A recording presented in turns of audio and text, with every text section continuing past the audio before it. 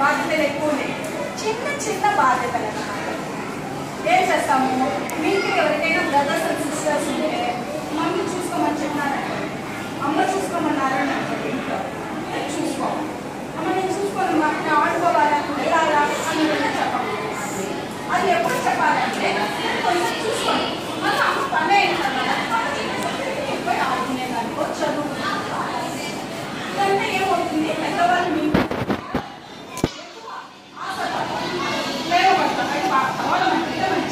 చేస్తూ ఉంటారు అని ఒక ప్రేమ పెరుగుతున్నారు.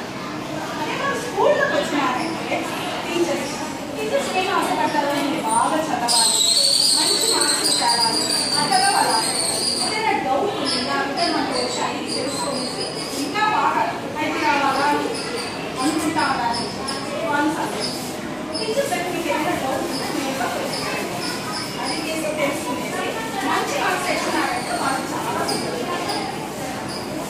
ఇవాళ చిన్న చిన్న వాళ్ళు. అదే కాకుండా మీ క్లాస్ రూమ్ అంతా వచ్చి శుభ్రంగా ఉంటుంది. ఏదైనా కింద ఏదైనా వేస్ట్ తీసుకుంటారు, క్లాస్ కింద డస్ట్బిన్స్, ఆ డస్ట్బిన్స్లో ఎక్కేసి అప్పుడు వాళ్ళు ఏమనుకుంటారు, ఇంట్లో వాళ్ళు మన ఇద్దరికి బాధ్యత కూడా ఉంది అని చెప్పించారు. చాలా సంతోషిస్తారు. మనం అదే చిన్న చిన్న రెస్పాన్సిబిలిటీస్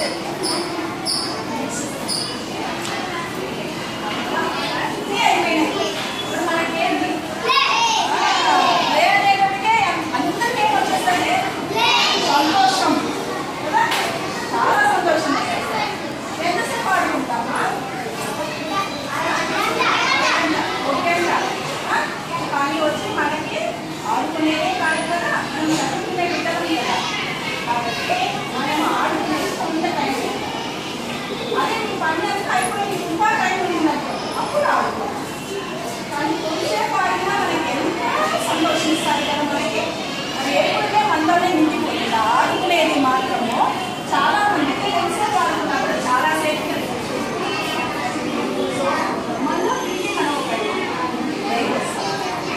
ఫస్ట్ మన స్కూలింగ్ వచ్చి ఏం చేయాలమ్మా చెప్పాను.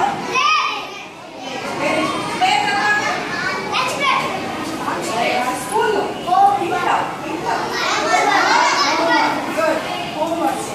హోంవర్క్స్ అయిన తర్వాత ఏం చేయాలి,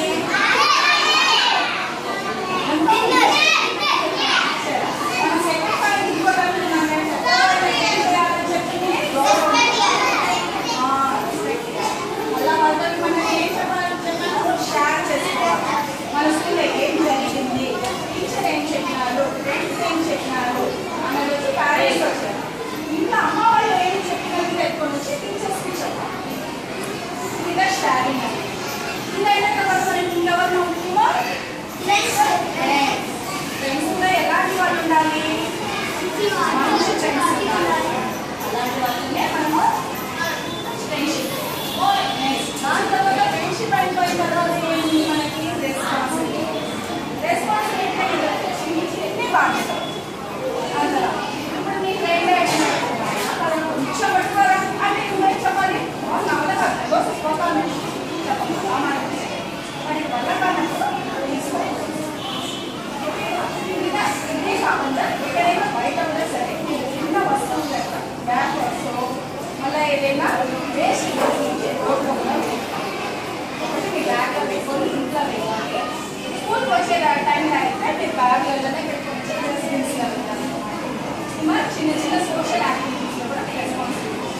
ఈ తర్వాత జాలీగా ఆడుకోవాలి. మన పనులు ఇంత అయిపోయింది కదా ఆడుకోవాలి. ఓకే